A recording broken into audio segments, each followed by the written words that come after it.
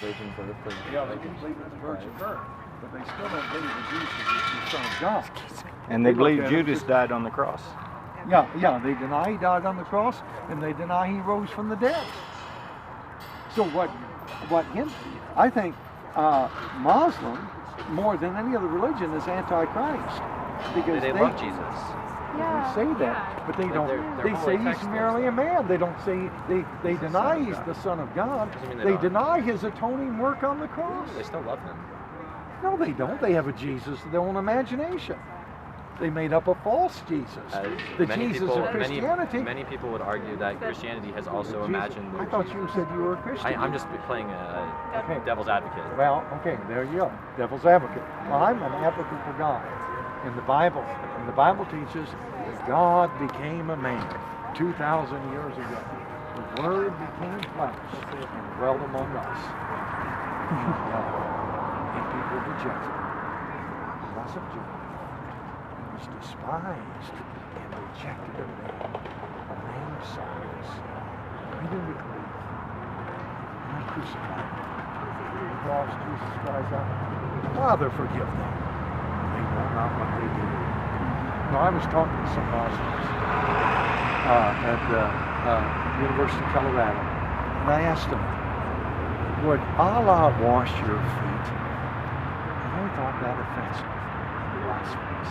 And I said, gentlemen, that's the difference between the Allah of the Quran and the Jehovah of the Bible. The Jehovah of the Bible becomes a man, and he washes his disciples' feet. And he comes to the chief disciple Peter, and Peter objects for basically the same reason the Muslims object. You're the Son of God, you're too great, I don't be washing your feet. If anything, Jesus said, Peter, if I don't wash your feet, you have no part. And Peter says, Lord, not just my feet, but my hands, my face. See, God humbles himself. He's willing to serve us. They don't have that concept in Islam that God coming to serve man. He came not to be served, but to serve and give his life as a ransom for many. And people mock that and ridicule that. And that was the message I was proclaiming. Yeah, sir. Message of the cross. I just want to point out, because I'm about to head off, but I just want to say that when we started off this conversation, it was pretty simple. You were sitting down, and you felt very approachable, while I might not agree with your view.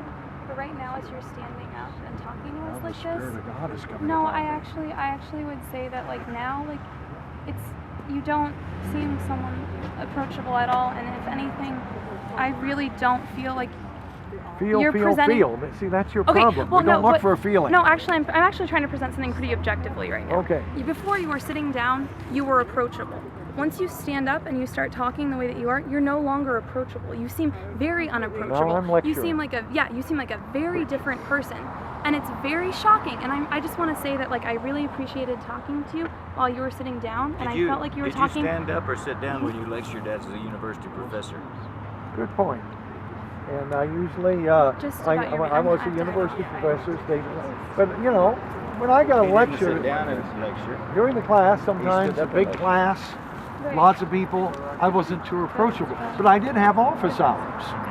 And so you lecture. And when you lecture, I don't want a lot of people interrupting me. If you got personal questions, fine, that's important, so I have office hours. You can approach me, and I'll spend an hour with you. Not with the girls alone. Yeah, I agree with Karis that there was a little bit of a shift where it seemed as though I get excited about Christ. I have some passion about this. It appeared And you more people defensive. need, if you believe Christ, you need to show some passion that you got the Spirit of God. In most of these churches, these ministers are as dead as a doornail. Peter stood up on the day of Pentecost and preached. Yeah. So, sometimes you get, your team wins, you get excited. They were playing really did good yesterday. Won the game, and hey,